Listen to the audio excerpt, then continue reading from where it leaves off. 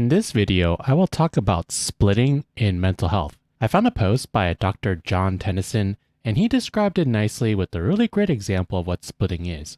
According to Tennyson, splitting can be used in two ways, something that is perceived and something that is done to others. Hi, my name is Jeff, and I'm an occupational therapist who makes free content not only on YouTube, but on my website and podcast.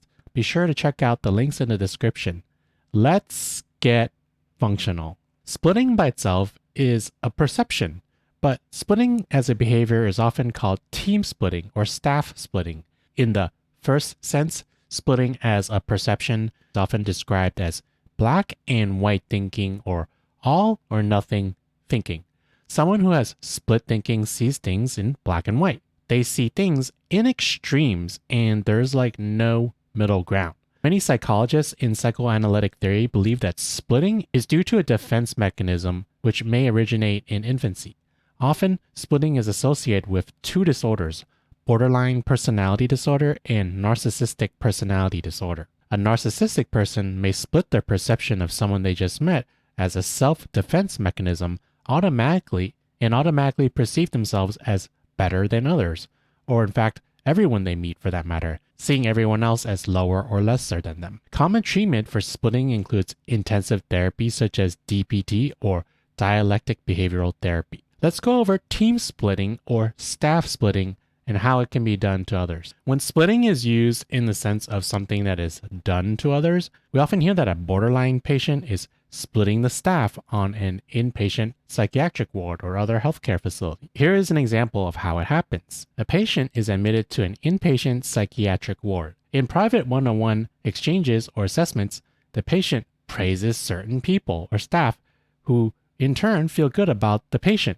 In other private one-to-one exchanges, this same patient condemns other people who in turn would feel bad and thus do not like the patient. Because the patient has treated the staff in these polarized ways in private, unobserved interactions, unbeknownst to the staff, different members of the staff come to very opposite opinions of the character of the patient.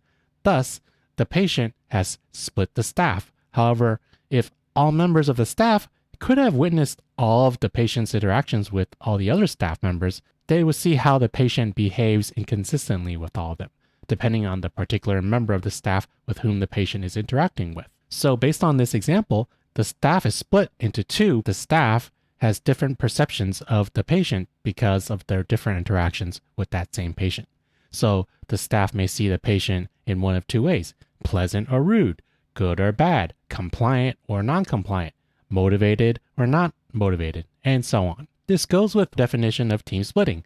An individual is said to have split a treating team when their differential behavior, that is different behavior towards at least two different people, precipitates polarized feelings and opinions about their care. Team splitting can be thought of as a form of manipulation by the client to even get what they want. This may be done unintentionally as a disorder based on those symptoms. Splitting can even make the staff go against each other and cause more drama for the unit or for the patient.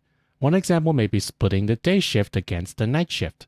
For example, a patient may think that they can get away with more things at night, for example, so they split the night shift staff by being nice to them, but split the day shift staff by doing the opposite, being extremely rude and difficult with them.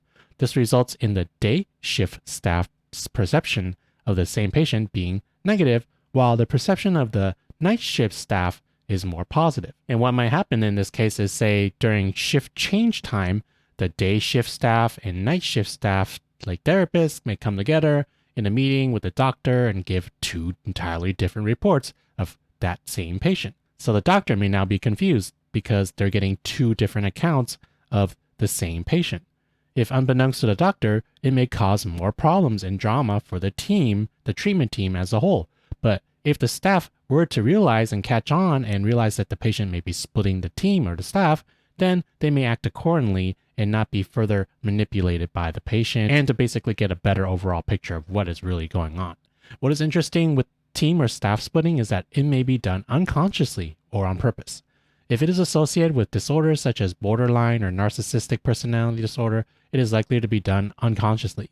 However, team or staff splitting may be done intentionally and the person doing it may not even have a classic mental health disorder like the two that I just mentioned, or the ones that you would find in the DSM. Dr. Tennyson mentions how splitting may be done actually intentionally as a form of competition.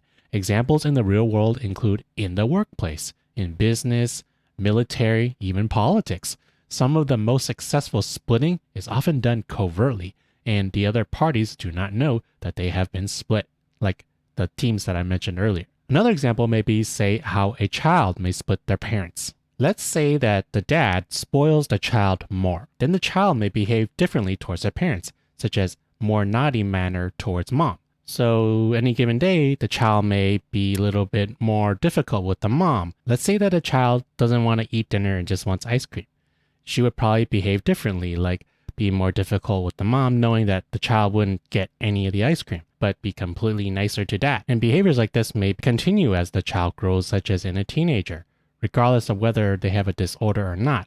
And they may split other people, such as in school, in relationships with other family members, with friends, and so on, and cause splitting amongst those groups. So I hope this clears up splitting and staff splitting, team splitting. If you found this helpful, be sure to give this video a thumbs up so that I know to make more of this type of video, and subscribe to the OTDUDE channel for more occupational therapy content.